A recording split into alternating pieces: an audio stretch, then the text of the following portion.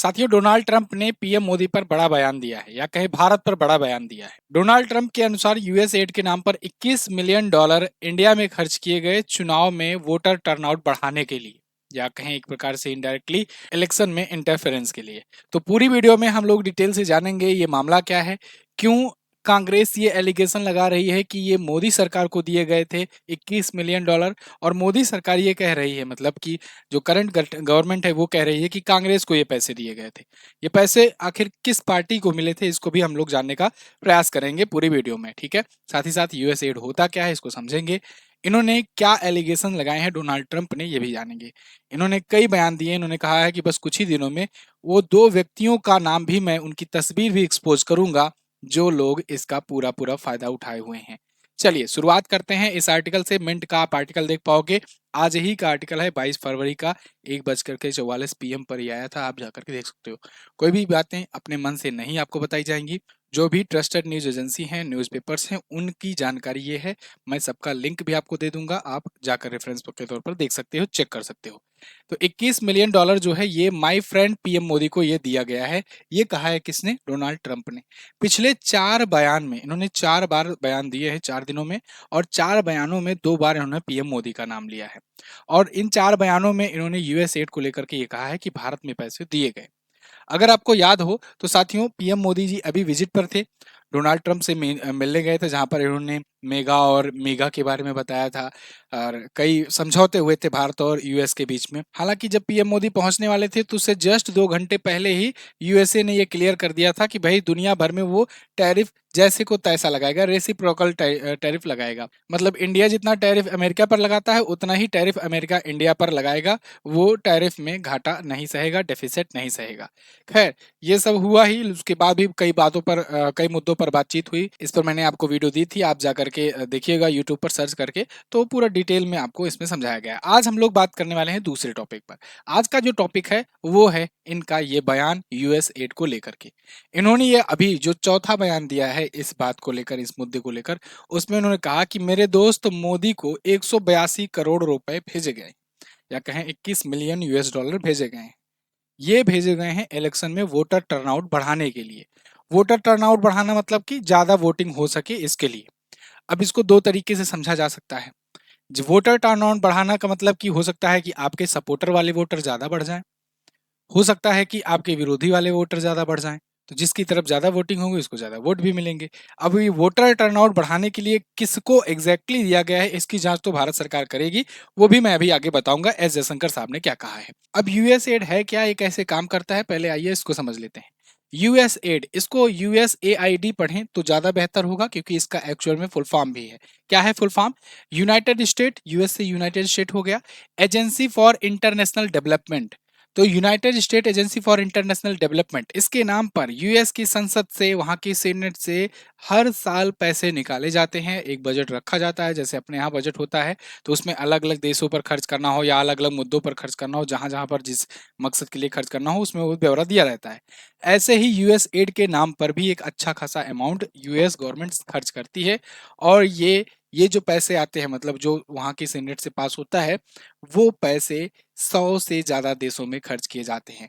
किस लिए खर्च किए जाते हैं? हेल्थ के लिए, एजुकेशन के लिए, इकोनॉमिक डेवलपमेंट के लिए, डेमोक्रेसी के लिए, गवर्नेंस के लिए। देखो, डेमोक्रेसी और गवर्नेंस यही सबसे इंपॉर्टेंट पॉइंट है इसके लिए, डिजास्टर मैनेजमेंट के लिए, इन सब के लिए 100 से ज्यादा देश में ये पैसे खर्च किए जाते हैं। ये 100 से ज्यादा देश अफ्रीका के हो गए, एशिया के हो गए, लैटिन अमेरिका के हो गए, मिडिल ईस्ट के हो गए, इन सब के देशों में ये खर्च किए जाते हैं। तो इनका मकसद होता है कि अमेरिकी विदेश नीति को आगे बढ़ाना। दूसरा ये कि दुनिया भर के अलग अलग संकट से उनको निकालना, दुनिया भर के देशों को। तो इस मकसद से ये खर्च किया जाता है। और इसको ये किसके जरिए पहुंचाता है? तो सरकारों के जरिए, एनजीओ के जरिए, प्राइवेट सेक्टर और लोकल समुदायों के जरिए ये काम करता है यूएसएड। पूरा अभी मैं ब्यौरा बताऊंगा कैसे भारत में ये पैसा पहुंचता है, आप बने रहिए वीडियो में। इन्होंने अभी क्या एलिगेशन लगाए? इन्होंने कहा है कि ऐसी संस्था ये है, एक ऐसी संस्था है भारत में जिसको ये जल्द ही एक्सपोज करेंगे कि इसके पास इतना पैसा मिल गया है जो सिर्फ, जहां पर सिर्फ 2 ही लोग काम करते हैं। मतलब एक एनजीओ है या एक कोई ऐसा संस्था है, इंस्टीट्यूट है, जहां सिर्फ 2 लोग काम करते हैं। वो इससे पहले केवल 10-20 हजार रुपए जुटा रहे थे, लेकिन अचानक से उनको 250 करोड़ रुपए मिल गए, और वो मिले अमेरिका से। और उसके बाद फिर वो इलेक्शन में इंडिया में खर्च किए। ये इन्होंने एलिगेशन लगाया हुआ है।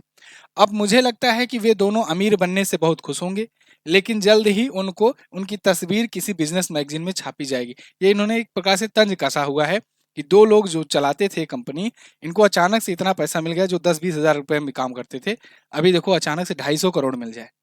तो वो अचानक से बहुत अमीर हो गए हैं। उनका जल्द ही कोई बिजनेस मैगजीन में नाम आएगा, मैं जल्द ही उनका खुलासा करूंगा।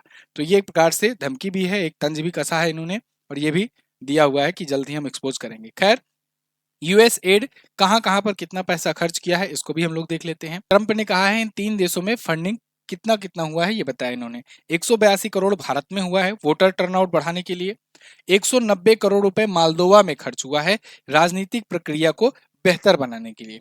251 करोड़ रुपए बांग्लादेश में खर्च किया गया है, और बांग्लादेश का नतीजा तो आ ही गया था, आपने देखा ही था। शेख हसीना को अपनी गद्दी छोड़नी पड़ी, भारत की शरण में आना पड़ा, भारत में आकर के छिप करके रह रही हैं, उन पर मतलब हजारों केसेज हो गए हैं, और वहां पर एक अंतरिम गवर्नमेंट एस्टेब्लिश करना पड़ा है। राजनीतिक उथल पुथल हुई और उसमें पूरा पूरा यूएस का इन्वॉल्वमेंट रहा है, जो बाइडेन का इन्वॉल्वमेंट रहा है, ये जग जाहिर है, इसमें कुछ छिपाने वाली बात नहीं है। खैर, अमेरिका से पैसा भारत कैसे पहुंचता है, इसके 4 स्टेप हैं, इनको पहले समझ लेते हैं फिर आगे बढ़ेंगे। देखिए, पैसा आता है अमेरिकी एजेंसी यूएस एड की तरफ से। भारत को जो टोटल फंड मिला हुआ है विदेशों से वो 4,000 करोड़ रुपए है, अंतरराष्ट्रीय फंड, उसी में इसका भी हिस्सा जोड़ा गया है। मतलब कि जितना भी अंतरराष्ट्रीय स्तर पर जिस भी तरीके से आया हुआ है, वो आया हुआ है 4,000 करोड़। उस 4,000 करोड़ में यूएस एड की भी यहाँ पर इनकम है। अब जांच होगी तो एग्जैक्टली भारत की तरफ से बताया जाएगा कि हाँ भारत को कितना मिला है। अभी तो अमेरिका बता रहा है कि कितना भारत को दिया गया है। पैसा भारत तक कैसे पहुंचा? ये पैसा जो होता है, ये consortium for election and political process strengthening या सीईपीपीएस नाम की एक संस्था को दिया गया था।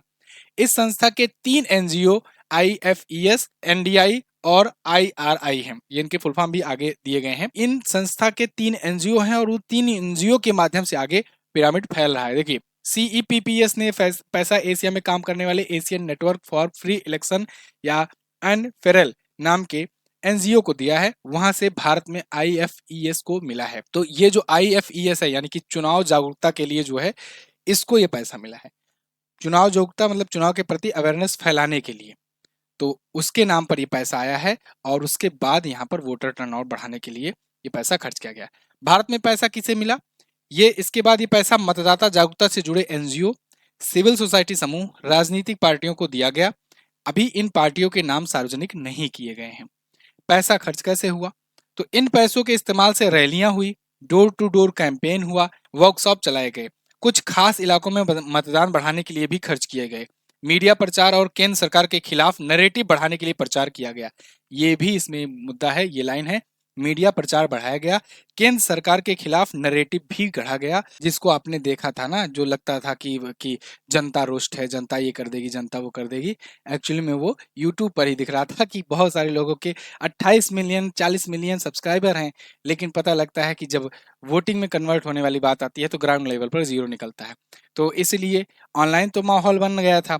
अब चूंकि ऑनलाइन में क्या होता है कि वो जो 28 मिलियन या 20 मिलियन व्यूज आ रहे हैं वो पूरे देश से आ रहे हैं, है ना। अभी आपने दिल्ली चुनाव में भी देखा कि डॉक्यूमेंट्री रिलीज हुई, बहुत सारी चीजें हुई, लेकिन कोई फायदा नहीं उसका मिला। खैर, ये पैसा किसको मिला ये तो कुछ दिनों में ही सामने आ जाएगा। भारत की एजेंसियां, अब इतना बड़ा मुद्दा है तो फिर निकलेगा ही चीजें बाहर। वॉलंटियर ट्रेनिंग, रहने खाने के साथ ट्रेवलिंग खर्च भी दिया गया है यूएस एड के नाम पर। ट्रंप के अब 3 बयान वो क्या हैं जो पिछले मतलब कि ये धीरे धीरे खुल रहे हैं। पहले थोड़ा सा दिए, उसके बाद थोड़ा और हिंट दिए। शुरुआत में तो इसको लोड नहीं लिया गया, शुरुआत में तो आपने देखा कि इंडिया में जो पुलिस लगी थी वो कॉमेडियन को गिरफ्तार करने में लगी थी सबको। लेकिन जब देखे कि थोड़ा मुद्दा कम पकड़ रहा है, थोड़ा और देते हैं बयान, 1-2 बयान और आया, अब देखो ये आज से मुद्दा गर्म हो गया ज्यादा। खैर, ट्रंप पहले बोले कि ये फंडिंग रिश्वतखोरी करने के लिए थी। गुरुवार को ट्रंप ने कहा था कि मैं हैरान हूं, इतना पैसा पाकर भारत क्या सोचता होगा। एक किकबैक यानी रिश्वतखोरी की स्कीम है। किकबैक स्कीम क्या है कि जैसे मान लो किसी काम के लिए हम ये पैसा दिए और नाम हुआ कि हम ये पैसा इनको दे दिए, लेकिन किसी दूसरे तरीके से घुमा करके वो पैसा, उसमें से कुछ ही पैसा वहां खर्च हुआ और घुमा करके मैक्सिमम पैसा हमारे पास वापस आ गया। तो यानी पैसा जो है वो किकबैक होकर के वापस आ गया। तो यही किकबैक स्कीम ये पहले बोले। दूसरी बार बोले कि बाइडन जो है ये भारत में किसी और को जिताना चाहते थे, ये मोदी सरकार को गिराना चाहते थे, ये चाहते थे कोई और यहाँ पर सरकार बने, जैसे बांग्लादेश में इन्होंने किया। और ये सबसे ज्यादा तूल पकड़ा। बाइडेन पर भारत के आम चुनाव में दखल देने का आरोप लगाया। उन्होंने कहा बाइडेन का प्लान भारत में किसी अन्य नेता नरेंद्र मोदी के अलावा को चुनाव जिताने का था। बाइडेन प्रशासन ने भारत में वोटर टर्नआउट बढ़ाने के लिए 182 करोड़ रुपए को मुहैया कराया। ये बड़ा खुलासा है, हम इसके बारे में भारत सरकार को बताएंगे। ये इनका दूसरा बयान था। फिर तीसरा बयान इनका ये था कि भाई मोदी के लिए बहुत सम्मान है हमें, हमारे फ्रेंड हैं, लेकिन 182 करोड़ उनको क्यों दे रहे हैं? भारत के पास बहुत पैसा है। भारत देखो अभी 5वीं इकोनॉमी है और आगे आने वाले दिनों में तीसरी इकोनॉमी बन जाएगी। तो इतना पैसा उनको अभी भी हम क्यों दे रहे हैं वोटर टर्नआउट बढ़ाने के लिए? उनके पास ऑलरेडी बहुत पैसा है। और खास तौर से भारत जो है ये दुनिया में सबसे अधिक टैरिफ लगाने वाले देशों पर है, और खास तौर पर इनके लिए लगाता है। अमेरिका पर इतना ज्यादा टैरिफ लगाता है, तो हम भारत में इतना ज्यादा क्यों दे रहे हैं वोटर टर्नआउट बढ़ाने के लिए? ये इनका तीसरा बयान था। और चौथा बयान तो इन्होंने साफ साफ पीएम मोदी को ही टारगेट करके बोल दिया कि भाई मेरे दोस्त मोदी जी को 182 करोड़ रुपए भेजे गए हैं।